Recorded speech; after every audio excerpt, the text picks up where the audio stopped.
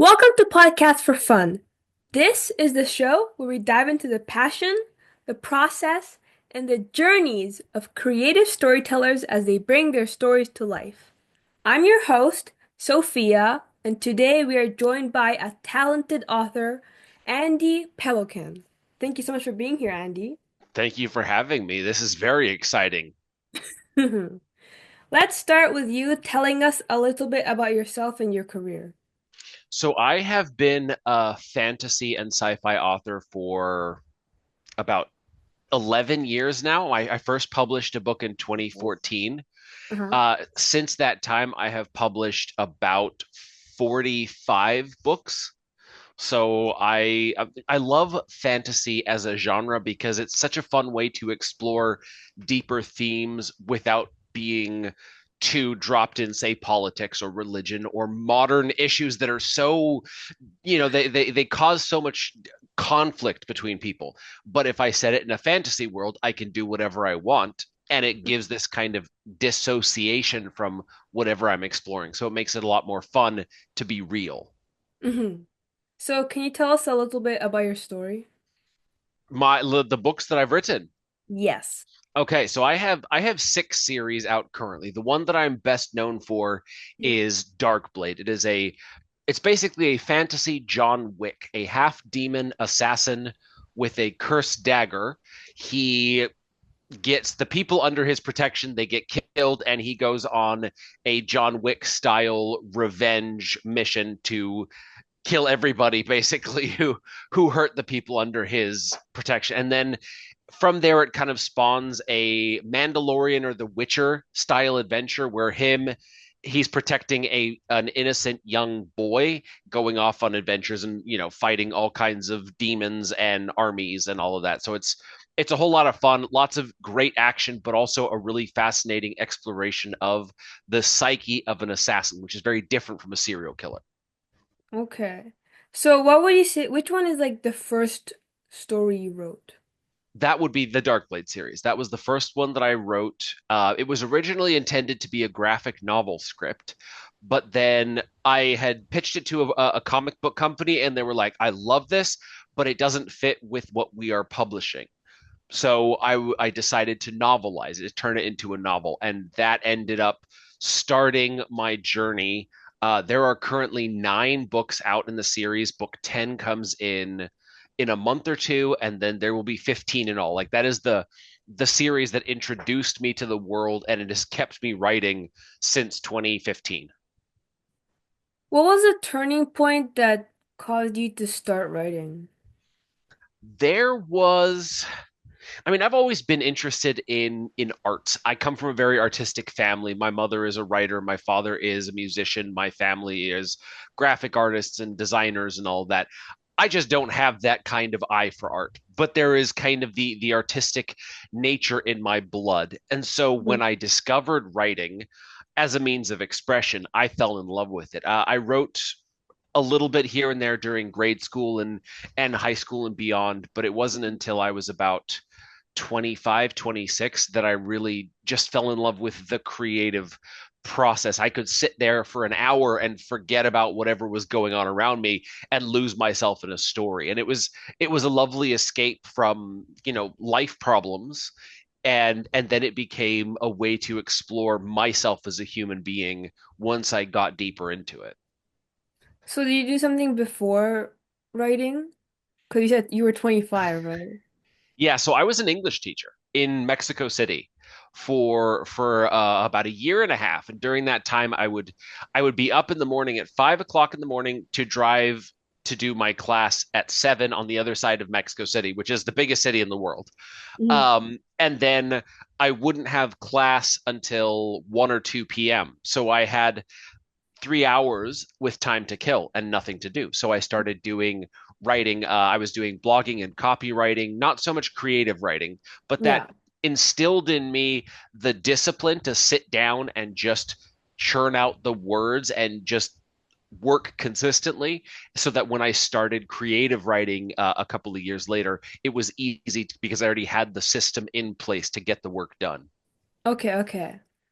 So Why do you think that you're more lean towards science and science fiction and fantasy?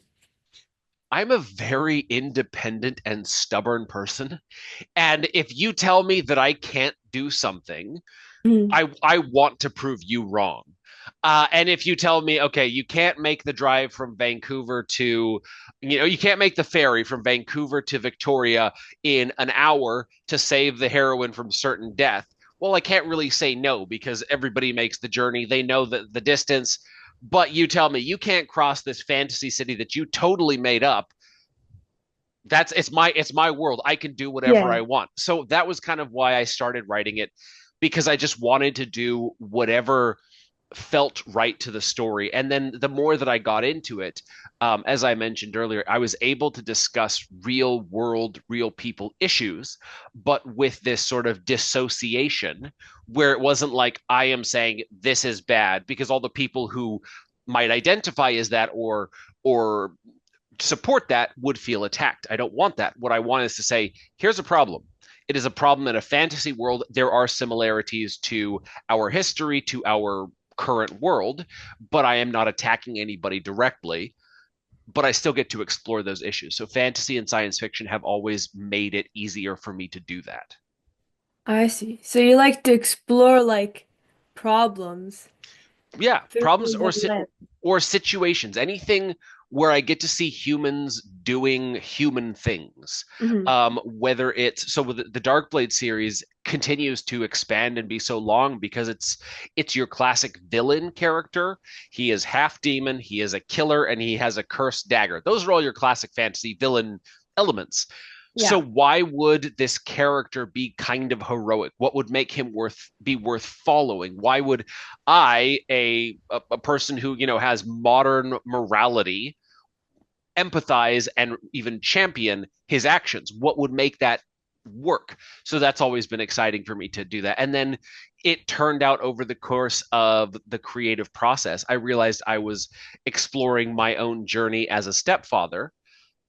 The world's worst stepfather is the hunter, right? He's a terrible choice for a Yeah. stepfather, but it's a funny sort of slightly exaggerated mirror of my own frustrations and inadequacies and feeling totally lost as a stepfather to my own child or my own children. So it was such a fun character element to explore. So do you ever feel like you put your real life situations into the book, right? And Oh that's yeah. like, And especially this one. Like I leaned into it. The mhm. once I realized what I was doing, I realized how important that was for me as part of the creative process to make it a true story. Mhm. That I leaned into that. And so the beginning, the first story arc, which is books 1 to 4, it Yeah. follows him as the step parent to a young boy, to young children, which is perfect because my kids were all growing up at that time. By the Mhm. time I got back to writing it, my kids were young adults. They were moving out, they were getting jobs, they were having boyfriends and girlfriends. And so, what role do I play in their lives now that they're grown and we don't live together? That's a really interesting thing that I've never really seen explored, especially in a fantasy story. So being able to do that with the second story arc and beyond, from books 5 all the way till 15, that is it keeps me so invested in the story because it's a complicated, messy situation that Mhm. I'm still working out in my own life. So how could he probably have it any more solved than I do? I mean, he's like a dark, soldier, and that's probably way worse than Yeah. you. Do you have an example of a scene that reflects your real life that's in the book? So there is actually a really good scene in Protector, the second book in the series, Mhm. where the hunter is the name of the character. He's off duty. He's riding with the caravan, and he's pretending to be a guard. And he's off duty, he's exhausted, and he wants to sleep. And the kid that he's taking care of wants to go play. Mhm. And he's like, well, let me go play. And the hunter doesn't want to let the kid go because the kid is going to get himself hurt or he's going to get in trouble. Yeah. But he's still a kid. He wants to go play. And so the hunter kind of loses his temper and shouts at him. and then feels guilty about it. And that the day that I wrote that scene, my oldest son, who was about, I'm going to say 11 or 12 at the time, he was being such a dick. So I sat down to write, and that chapter just kind of like exploded out of me. But it was so true because realizing, the anger that I had toward my son, I didn't shout at my son, yay me, but I was able to sort of pour that anger that I was feeling about the situation into the character and then walk the character through this journey of, okay, shouting at the kid is wrong because the kid is just being a kid. And so by the end of the scene, I Mhm. had kind of cooled down and I said, okay, my son is just being a kid. And so I was able to get up and, be a decent parent. And there's so many scenes like that where it has mirrored real life in surprising ways. Sounds like a bit of like a, uh, what do you say? It's not therapy, but when you write down your feelings and you feel better? Yeah. Oh, yeah. It's very much. I can honestly say that without writing, I would not be half as emotionally stable, half as content, satisfied with my life because writing gives me an outlet for Mm. my frustration, my confusion, my anxiety, everything that I'm feeling. I can pour it out onto the page and I can explore it through the story that I'm telling. So in my military series, The Silent Champions, Mhm. I wrote in the character had a difficult relationship with his father because I wanted to explore the death of my oldest brother. It was he died when I was 13 and he was about 20, 21. So I didn't really know him because Mhm. the age difference was so great. So it was like the shape of a person who should be so important to me was there, but there was no person to it in that sense. And I this happened when I was 13. How does a 13-year-old process that? They have no way of doing that. But then as an adult, having more experiences, I sat down to write this story so that I could have the moment where the character is standing over his father's grave. And it's the same dynamic where the father was this great hero of his kingdom, but he never really knew the man. He just knew the general or he knew the angry drunk or whatever. And I just set it up so I could have this scene where the character talks himself through his feelings. And it was my feelings about my brother, but with this slight twist. So it wasn't, so it was a chance for me to be vulnerable without having to be totally vulnerable. It was almost a safe vulnerability. And it was such a great way for me to explore my feelings on the matter. And it kind of gave me the sense of closure that I would never have gotten otherwise. Mhm. What was your reaction to your older brother's death? I mean, I was 13 years old, and obviously I was gutted, but he was a lot older than me. Well, when you're 13 and someone's 21, that is like they're old, they're ancient even. Yeah. Yeah. And to them, you're a kid, right?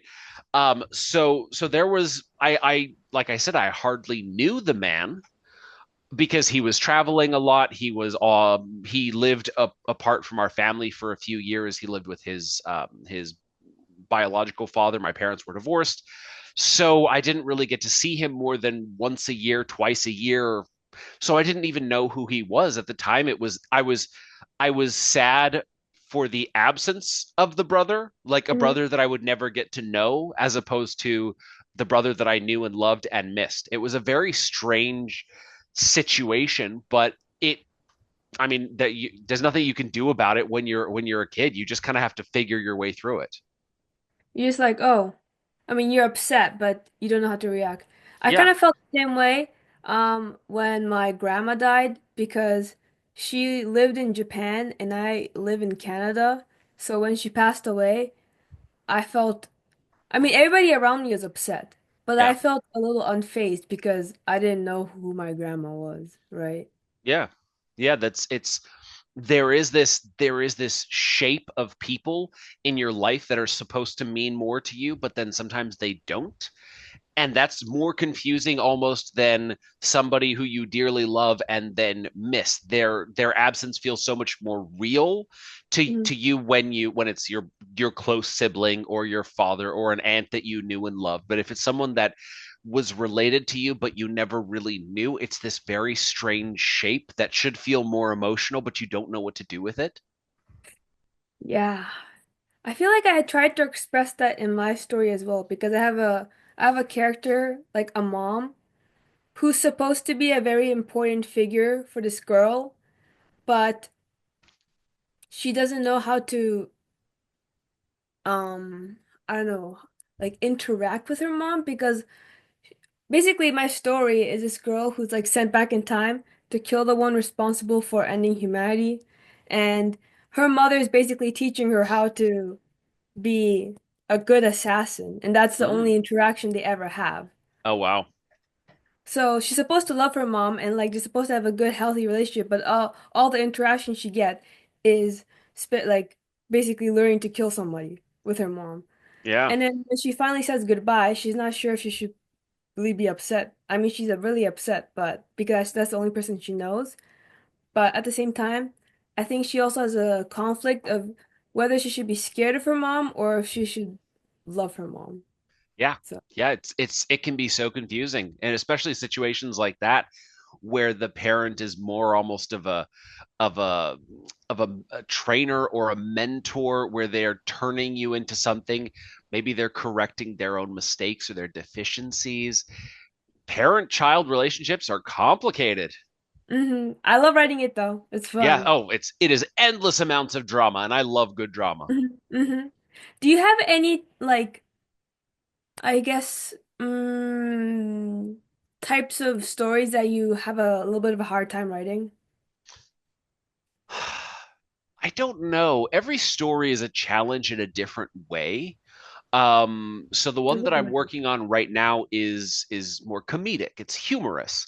Mm, And I've got a great sense of humor in real life, but my writing tends to skew very dark and serious. So mm, it's been an interesting challenge for me to sort of flex those comedy muscles. mm, Um, the one that I'm really excited about, I'm doing this project with a friend, mm. and his writing style is so unexpected. He keeps he keeps doing things that I would never expect as a reader or as a writer. So the challenge for me is going to be how to do things that feel unexpected to sort of match. It's a co-write project. We're writing it together. How can I match that unpredictability? I'm very excited and very nervous about that because I'm very not formulaic, but I like to Mm. know what's coming. And if I know what's coming, then it's not unpredictable or unexpected. So it's kind of this strange, impossible balance that I'm trying to hit. But in that sense, it's making me very excited to push myself creatively to think outside my typical boxes and challenge myself to do new things. So do you typically write with like an outline of the story already made, or do you just write the story as you go? I like to have an outline because I would like to know the plot points. But something that I realized over the last year or two is that plots and outlines and character sort of diagrams and sketches, they're just two-dimensional. It gives you sort of and then we're going to go there, and then we're going to do this. But it doesn't give you the emotions behind it or the emotions that are caused by it. So you have to be able to flex and adapt yourself to the story. So you follow the plot, but then also let the characters be human and make their choices. And then you kind of follow along and adapt your plot to match what they do. It's a very interesting balance, but it can work really well. I think the execution is more important than the plots personally. Because people say every story is already said, but I feel like depending on like how the characters react, how the characters act, the decisions they make, the story can be completely different. So it's the execution, not the even like how it looks. Like if it's animated in two different styles, it already looks completely different. Yeah. Or And different. the truth is that everybody has different experiences. We are the sum of our own histories. Mm, So if you gathered 100 authors 100 fantasy authors into the same room and you gave them the exact same scene to write, within 500 to 1,000 words, the story would be vastly different. You would get 100 different stories because everybody has their own perspectives, their own approaches, their own writing style, their own way of looking at situations. There, like, it's so different. So the only one who will ever be able to tell your story is you. No one else will ever be able to tell the story the same way. So in that essence, it's really nice to think about what kind of story matters to you, what is honest and true to you as a human being, and then you just try to put that down on paper. That's right. That's why everyone's story is unique, guys. Everyone's original.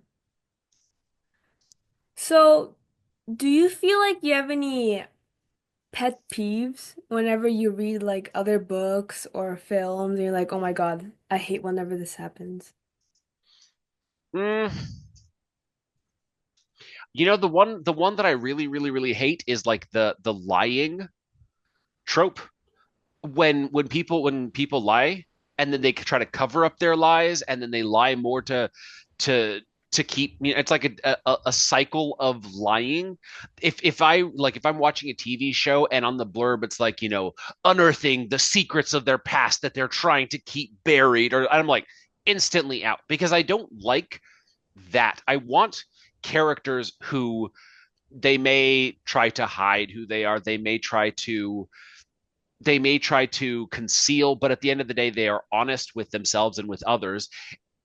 And then outside circumstances conspire to challenge them as opposed to their own stupid decisions. I really hate it when characters make stupid choices that make things worse. If a character is ignorant of something and they try to make a choice, that's fine. I can understand that. Yeah. How do you feel about the misunderstanding tropes?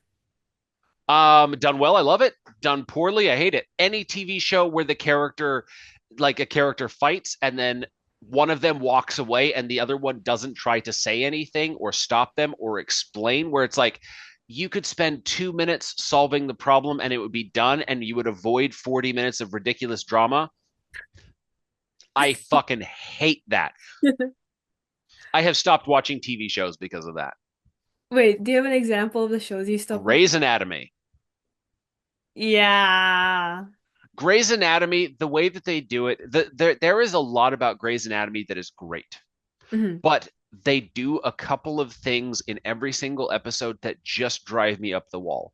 They have a character make a mistake or say something, and another character confronts them, and then Hmm. they don't address it. They just have an explosion, and then one walks off, and it just keeps getting worse and worse and worse, that drama between them. But it's manufactured drama because all it takes is one person to say, well, let me explain, or let's talk about it, and then it's done. So the Hmm. show, like that show, and any show that does that, I hate those shows. So I'm kind of curious. You said you at first you wanted to make a graphic novel, right? Yep, So do you ever consider going back to try to do it again? absolutely. I've got a great graphic novel script that I just need to find the right publisher to do something with it, or, you know, figure out how to do the Kickstarter campaign myself. Hmm. Um, because yeah, I love graphic novels and comic books. I got into writing because I loved comic books and all of that. And I love the fact that with graphic novels, I don't have to do all the heavy lifting in terms of description. I can just have fun with the characters and think of the coolest things to do. And then an Mhm. artist has to figure out how to make it look good. Yeah. Then how did you get into writing novels then? It was something that I wanted to try because I was visiting my brother. I was living in Mexico at the time, and I came up to Vancouver to visit my brother. Hmm. And I decided that over the course of the 4 day, like a long weekend trip, I was going to write a graphic novel script. It was called The Last March of the 13th Rifles. And it was basically a dwarven rifleman company is marching to their death, right? Very 300. I love that story. And so I wrote it and I had so much fun writing that story because it was like everybody's going to die. How do I make every single one of those deaths hurt me, the author, and, through me, the reader?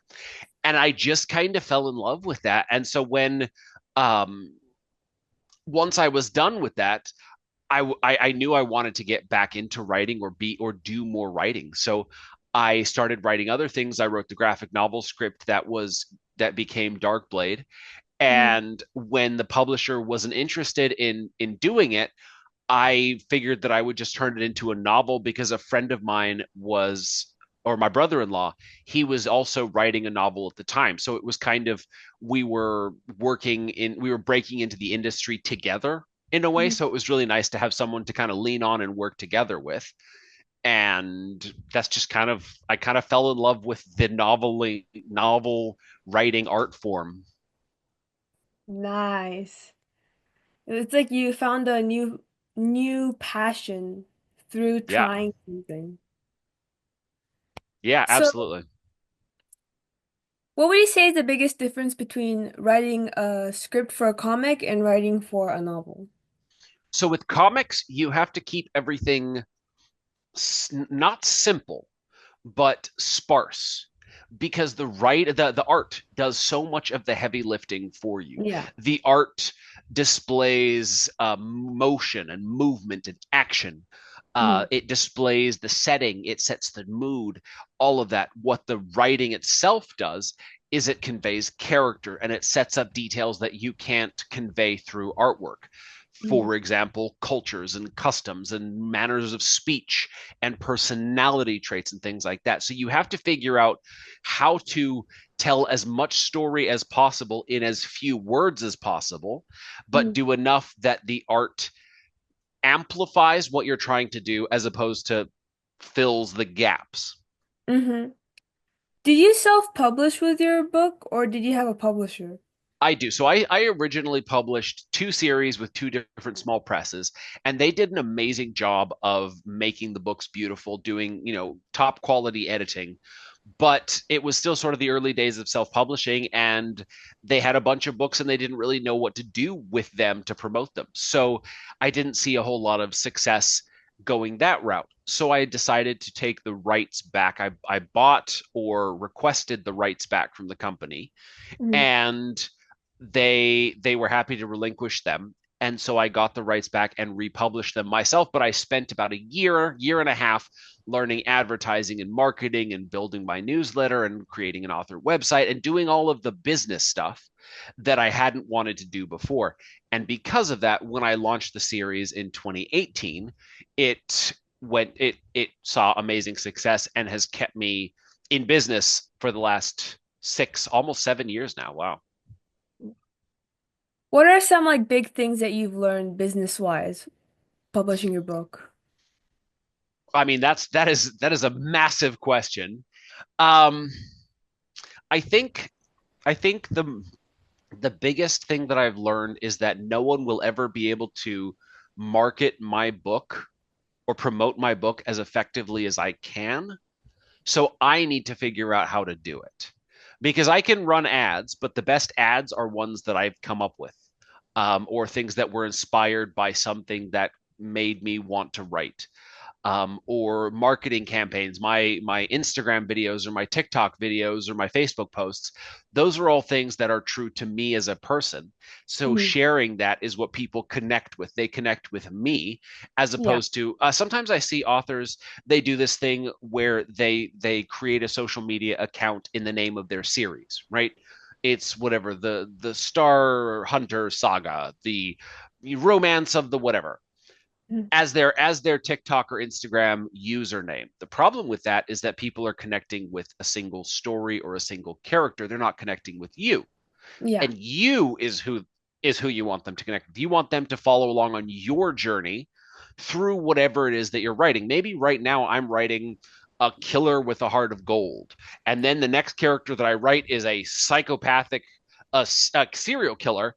Why would people read that if they fell in love with this other series? Well, they're here because they like what I'm doing, the story I'm telling. So if I say, hey, you loved The Assassin, let me tell you why you should like the serial killer, they're more likely to believe me than if I had just said, "Hey, you love this series," but there's that sort of remove between me and them. They're all there for the series and the character, but they're not there for the creator behind it. Connect with the creator, not the story. Exactly. That's the biggest thing. So everything that I do in my newsletter is about, or through my social media, is about getting people to know me, the human being behind the stories, because once they see me, Mhm. they will see those pieces of me in everything I write, and they will connect with that and through that me, and it will feel much more real to them. How would you describe yourself as a creator? I mean, I would say probably the best descriptor might be genuine.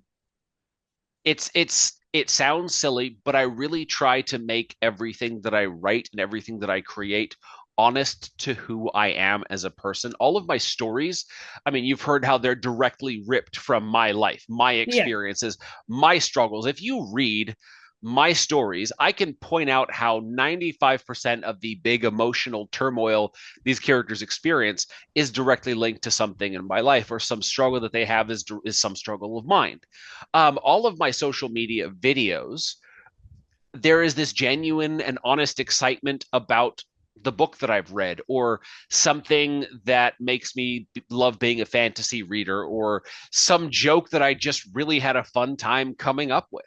Whatever the case is, I want to believe that that is the thing that defines me, is this genuineness and honesty that people will connect with. That's why I found you at the Comic-Con, you know? Hell yeah. Yeah. So what would you say is your biggest inspiration when it comes to like fictional stories that you've read?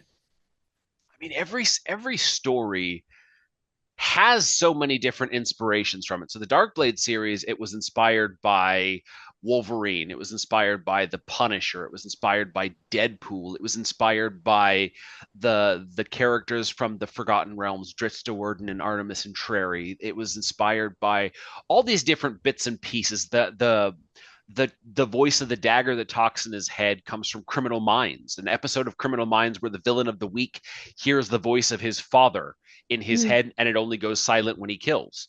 It's just every inspiration comes from the most unexpected places, or sometimes expected places, and you just kind of ride that creative wave. You're always ready, or I feel like you always need to be ready to take notes and to write down the inspiration. So I will have my phone always on hand so I can dictate a note into an email and send it to myself. And I've always got that. So today I was reading Mhm.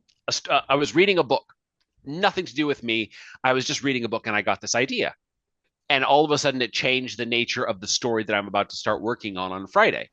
And it made me stop and think, and now I have to figure out how this affects my plot that I've planned, but it felt right.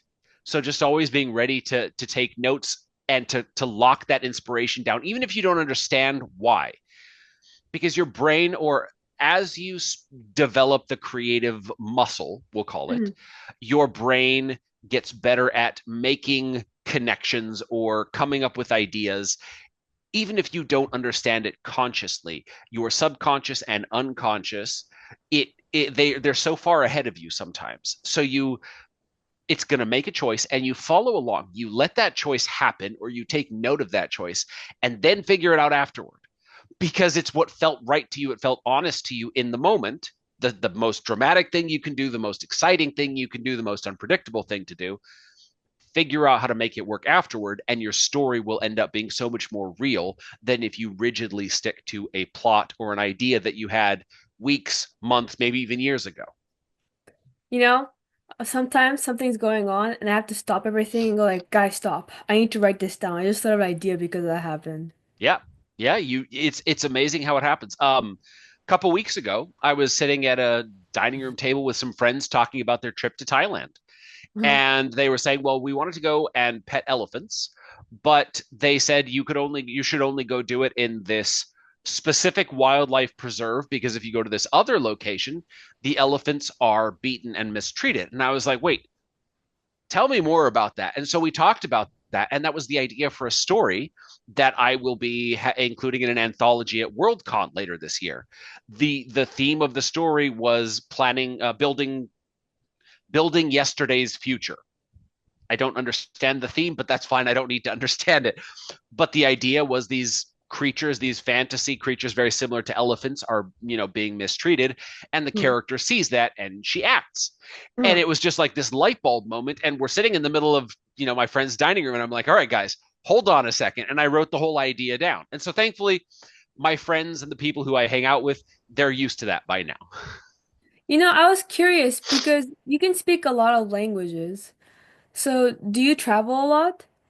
I try to. So I was born in Japan. I lived in Japan until I was 14.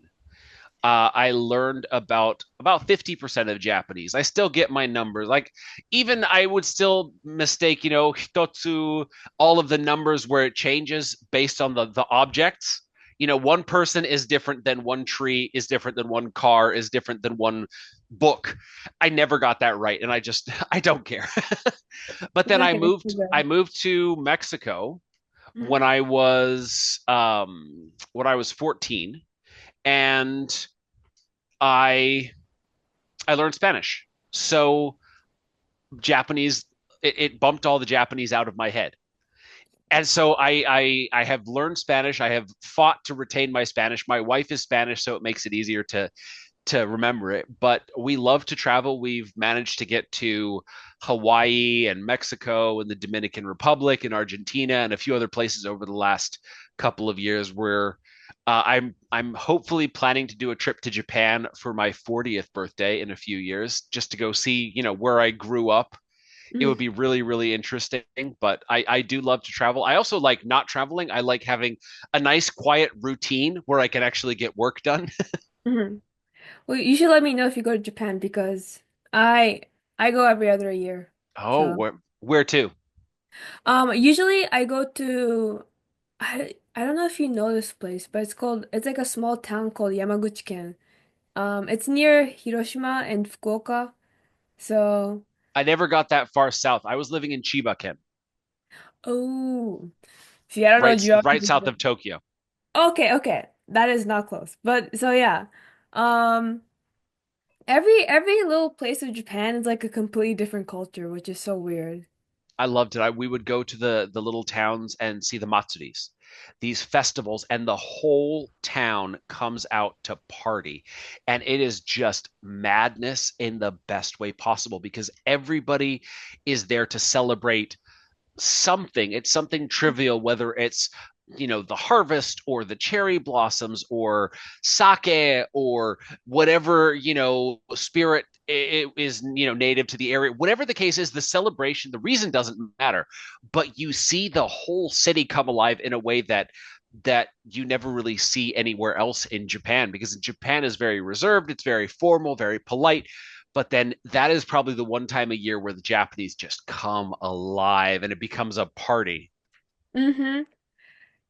Japan has such a different culture from Mexico. Did you have like a complete culture shock when you moved? It is diametric opposite. So in Japan, you everybody is very polite, but it takes years to become friends, to become friendly and then actual friends. Yeah. In Mexico, you are best friends in 15 minutes and you're invited to their wedding after 30 minutes. Like everybody in Mexico you become instant friends. So I loved that because growing up in Japan with that sort of formality and then coming to Mexico, it was shocking. But even now, I've been living in Canada for 6 years. Hmm. Almost 7 years now, and I still feel more at home in Mexico or in places like in Seattle where there's a massive Latin community. I Hmm. still feel more comfortable among those people where is that kind of affection and friendliness than in Canada. When you were learning Mexican, not Mexican, Spanish, why did I say that? Was it harder because you were like a teenager, right? So it was actually fairly easy because the Japanese pronunciation, the phonetics are the same. It is the same a, I, U, E, o. Oh. And so in that sense, the words are structured almost identical in that sense. So that was very easy. but then learning the grammatical rules, it was also simpler than Japanese because they don't change anywhere near as much. The rules are Spanish, I believe, is classified as the English easiest language in the world to learn. And so even though I moved there as a teenager, I was able to learn in about 2 years. Wow. I only speak, yo hablo un poco español. Muy Not very. bien. Excellent. You Gracias. probably you probably speak more Spanish than I speak Japanese right now. I speak so little Japanese because it's been over 20 years since I left Japan. まだ上手ですよ。少しだけど。Skoshi dake. I'm telling you, my brain instantly goes to Spanish. I have to like still force myself to use Japanese because I'm not as good as I was when I was 10 or something. I was perfect when I was 10. Like I maybe because I also couldn't speak English very well. How did you find any space to learn English perfectly if you lived in Japan and Well, then so I Mexico? I went to an international school, and my parents they are American and French, so I Okay, grew up speaking English at home. that's a crazy mix. Yes. Do you speak French as well? No, I didn't learn French. I was a fairly poor student of my mom did try to teach us French and my dad tried to teach us piano and I wanted to go play basketball. So, That's so crazy. but I in my defense I was 10. So it's kids are going to be kids. Did you ever try drawing for your comics? I did try to do art and I realized I am probably the world's worst artist. What? Why? I just don't have the steady hand or the techniques, like nothing. This I is mean, why I I should do learn piano. I do a mean stick figure, and that's about it. I was always drawn to like really detailed art stuff. So I would be the te I have a clear core memory where in class the teacher said, "Oh, make a card like this," and give us an example. And mine was so picture perfectly exactly the same to the teacher's that she accidentally threw mine away because she thought it was her own. Wow. That's awesome. I was like so upset, but I'm thinking back now, but you know what? That was a win. Because Absolutely. Absolutely. I remember she was apologized. She's like, I'm so sorry. I thought that was mine. You can have mine. I'm like, no, I want mine. I copied yours. The one thing that I ever drew that I was very proud of was I drew like this 1980s truck. I had done like this sort of writing drawing book art book on perspectives Mhm. and the image that we were drawing for the perspectives was a truck and it was like perfect and I could never replicate that ever again. Yeah, yep. That happens. I hate drawing hands. When I draw perfectly, I always look back at it, I'm like, how did I do this? This is so good, I'm kind of curious. So you've read manga before, right? Yes. What do you think, like, do you prefer? Like, do you prefer Japanese mangas or American comics? So I grew up with like reading manga in the doctor's office when I'm sitting there, for my broken arm or whatever. Okay, There was okay. manga everywhere. But I never really understood it as an art form when I was younger because it's so foreign to what I was raised on, which was books. But then getting into art, getting into comic books as a teenager, it Mm. made it made so much sense to me. I realized why people loved it, and I just haven't read enough manga since that time to really get back into it. But I do know the Japanese art style feels sometimes a little bit exaggerated. For me, I like things to feel and look real, and I say that for the anime art or for the comic book art or animated TV shows, whatever it is. I like the real ones when it feels exaggerated. Sometimes it's hard for my brain to really appreciate it. That being said, I do enjoy it. It's not something that I have read a whole lot of recently. Yeah. So you read a lot more novels recently, right? Yes. Oh yeah. I have not had the time for comic books, unfortunately. I've been doing a lot of, I mean, so I'm doing book reviews and stuff on social media and trying to build more of a presence there. So I'm just sort of doing what is most relevant to my books and my author career, and that is fantasy novels. Of course. Where would you say, like, what kind of content do people watch the most for you? Except aside, like, that comes not comes from your books, but like how you do those advertising for your books. So, which advertising catches the most people's attentions, you find? I don't know because I don't think people like being advertised to. Nope. I believe that people they want the genuine connection with who you are as a person. And if they have that, then they're more willing to listen to you. So I love doing book recommendations because there are so many, as you can see behind me, I have so many books that I I know. absolutely adore. And I want people to read them because they're amazing adventures. They've given me so many hours of happy reading. I've been able to escape. I've felt things. I have cried. I have laughed.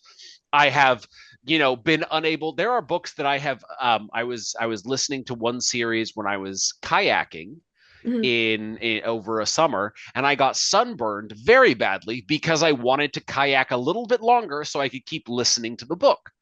And that is the kind of experience that I want people to have. I was so sucked into it that I want people to feel that too. So being able to recommend books, obviously I will talk about my own books, but being able to say, guys, listen up. Here's a book that made me feel all the things. Go read it. And then people read it and they say, holy shit, this was an awesome experience. That for me is the thing. I think that is my favorite thing about making content for Instagram or TikTok. I would much rather not have to advertise or market or talk about my books at all, but I have to because it's the nature of the beast. But I Yeah, really I really do love sharing with people my excitement about whatever it is. And I love talking stories. So I'll talk about my stories, I'll talk about other people's stories. Um Anything that just makes me feel something, I'm in. 100% agreed. I'm struggling to figure out what to do because all I do is, I remember it's funny. I would search up movie facts and I'd be like, "Did you guys know blah blah blah blah?" And then that's my strategy right now.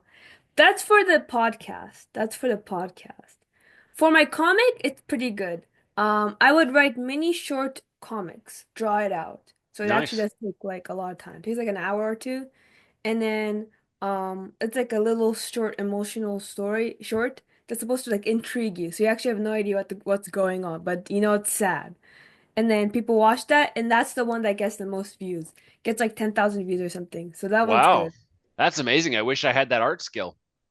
But I mean, it does take a lot of time. So I'm trying to kind of figure out a way that doesn't take as much time because then I could use that time to work on my comic actually instead of making like short comics. That's not necessary. Also, I ran out of ideas because I can only make so many little sad mini stories of Yep. story, right?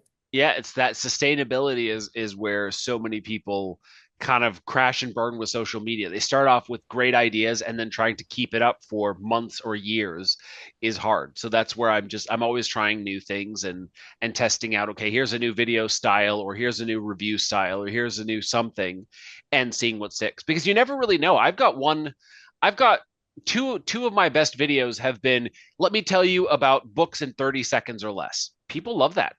Another one was this reader was like, I'm 42 years old. How are you people staying up so late and going partying and stuff? And I did this funny thing where I stitched it and I was like, I'm 39. I'm ready. I mean, 37. I'm getting ready to lay down and, binge read for an hour until midnight, whatever. And then I'm falling asleep. And Mhm. people love that. Like that video went viral. I think it picked up like 200, 300,000 views on Instagram and TikTok, but it was so much fun because it's so true. I sit down and read, and within 40 minutes, I'm falling asleep. And everybody who is sort of my age can resonate with that. So that's the thing that I think people connect with most is just kind of being you Mhm. in that way. Yes. Do you ever face like writer's blocks? I do not. And this is where plotting comes in very handy. Because if I know where the story needs to go, I can figure out how to get there most effectively or why I don't feel that's the right direction. Mm-hmm. So if I always know what the next chapter is or where the sort of end goal of the story is where I'm leading up to, then even if my original plot doesn't work, I can shift and adapt and figure out what to do chapter by chapter, scene by scene. So I don't really ever have to worry about writer's block for that reason. That's not to say I don't struggle, but writer's block where I just can't figure out what to write, that doesn't happen to me. I see. That's so lucky. That's smart too, though. I guess, so you already know what's gonna happen, and you just kind of, to you, is it more like a figuring out a solution kind of thing, rather than like a, oh, this would be so cool if this happened. Well, so the way that I approach my stories is I start with the character because characters are what anchor me to a story. And I Okay. put them in a situation. They're fighting for their lives. They're watching someone they care about getting hurt. I put them in a dramatic I like action, so a dramatic action-packed situation. And then I don't tell them what to do. I see how they react. And by they I mean how my creative brain steers the story, and I follow them through to the end of that. And then I figure out, okay, what's the fallout of this? What's the consequence of this? What is their emotional reaction, or how does the story, the world around them is how is it affected? And that leads to another plot point. So then plot drives the action for a minute, but then the character ends up in another situation where they got to figure out what to do. And so it's this kind of back and forth where the plot drives the character and then the character leads into the next plot thing and it goes back and forth. And as long as you kind of keep pulling at that string, as long as Mhm. you know where the next plot point is supposed to go, you're usually able to figure out what to do next. I also love ending my chapters on a dramatic thing like, oh my God, the character's about to die, or oh my God, things just got so much worse. Because as soon as I sit back down, I have to figure out how to stop the character from dying. So it's like your brain is instantly triggered and it's Mhm. never a boring quiet moment of setting up a new scene or anything like that. That helps me stay very engaged. That's very smart.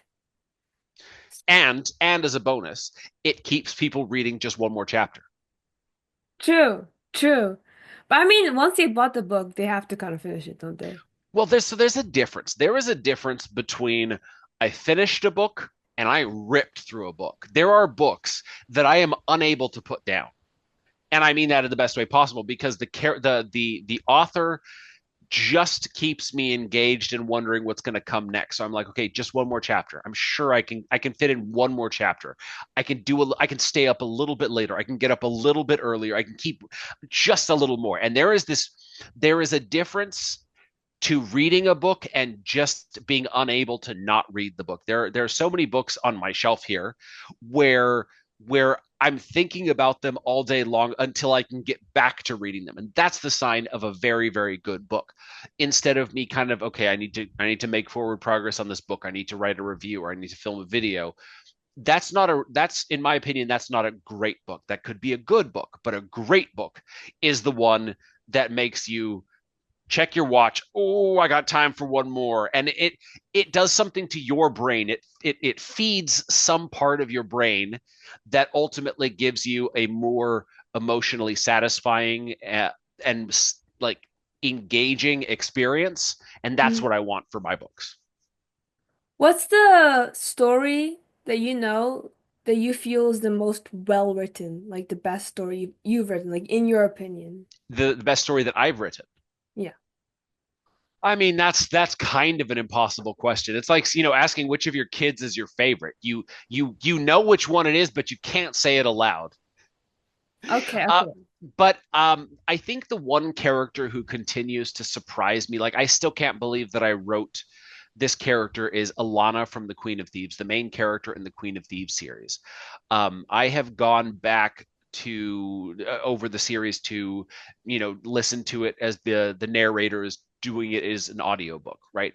And I'm like, wow, I cannot believe that I wrote that or that I came up with this character. And the character kind of came to life through me, and that's one that I'm still blown away that I've managed to do, to bring this woman to life. That's probably the one that I would say is most sort of the story that I'm most proud of, Why is she so shocking for you? because she does and thinks and acts and talks the opposite of who I am.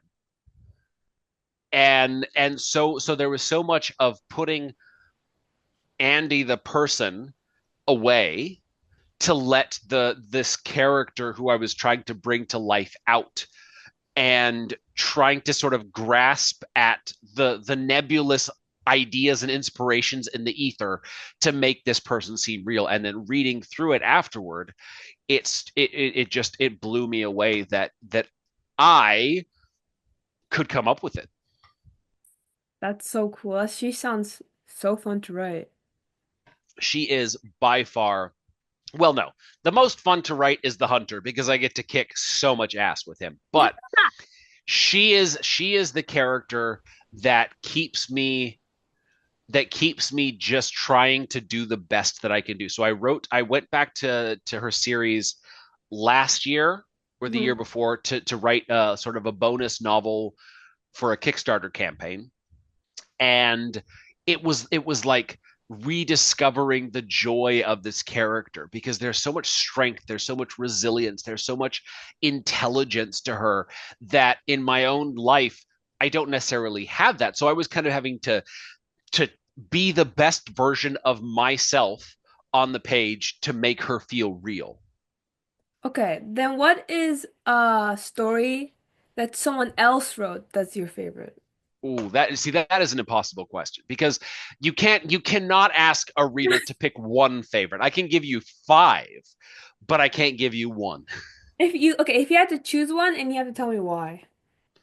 Oh, I can't pick just one. There are so many good ones. So The Way of Kings by Brandon Sanderson is it it feels epic. It feels grand in scope. It is big, and yet it is so human. I love that. The Lies of Locke Lamora by Scott Lynch. The characters are so smart. They're so sharp. The writing is witty. It's funny. It's dark. It's brutal. It's emotional. I admire the author, because I look at what he's created and I think I can't do that. So any author who can really, that makes me feel inadequate as a creator, is very much someone to admire. Mm. Um, the humanity of the characters from the Forgotten Realms by R.A. Salvatore, the Dritsterwarden character in particular, there is so much complexity to him as a human being that I just admire the way of thinking and the rationale and the morality that went into creating this character. Like, it is amazing. Those are probably three that I would. Oh, and Pierce Brown, the Red Rising series, shocked the fuck out of me. I had no idea that you could get away with doing such terrible things and readers would love you for it. Like, what's an example? Oh, there's just terrible plot twists where people, you know someone's gonna die, and it's the worst person possible. Like, it's the one that you are most hopeful for or most attached to, or you want them to succeed and you want them to live, and then they die in front of you, and it is painful and it's very addicting. Do you like situational plots more or character-driven plots more? Character driven plots, 100%. Situation is great for showing character. What do you mean? So as I was saying, the way that I plan my stories, I put my character in a situation, Yeah. but it's how they react and respond and act that is the story to me. So they move from situation to situation. Their choices lead them from situation to situation, Mhm. but it is their actions and their choices that drive the story. That's very true. That's very true. So, Annie, I have one question. If you were to give one advice to the aspiring storytellers watching this right now, what would it be? I mean, that's a very hard question, because there's so many good advices. But I guess I'm gonna give you the answer, sort of the same answer that you asked when I describe myself as an author: is be genuine, be honest to yourself through your story. Whatever choice the character is making, Don't make it for the sake of plot, make it for the sake of who they are, who you've built. Because the plot that you came up with when you sat down to write an outline is two dimensional. It is just a bunch of situations and things that have happened or you want to happen. But the character that you have been writing for one chapter, 10 chapters, 100 chapters, 10 books, they have taken on a new life and complexity that two dimensional outlines could never constrain. So put the characters in this situation and then be genuine with their reactions. Don't make them do something just for the sake of driving the plot forward, but figure out what they would do in that situation, but also what you would do because it needs to reflect some sort of humanity. And you are the only person who can infuse humanity into your stories. So figure that out and you will write amazing stories. It's a bit like acting, you Yeah, know. exactly. And where can our awesome listeners find your work? You can find me on my website, andypeloquin.com, just my name, or on TikTok or Instagram as Andy Peloquin Author. And all my books are on Amazon under Andy Peloquin. And you can, probably click the link in the bio if I put it in there. I'm pretty sure I did, because Good, I have good memory, I good. think. So, well, that's a wrap for today's episode. Thank you so much, Andy, for joining us and sharing your incredible insights. That was really fun to talk to. I love yapping with someone. I had a list of questions, I didn't even use it, so that That's was great. awesome. That's a good day. Yes. And to our listeners, thank you so much for tuning in. If you enjoyed this episode, don't forget to like, subscribe, and share it with fellow storytelling enthusiasts. And if you have any questions or topics you'd like me to explore, you can drop them in the comments or connect with me on any of my social medias at Podcast for Fun. Until next time, keep creating, keep dreaming, and we'll see you on the next episode of Podcast for Fun.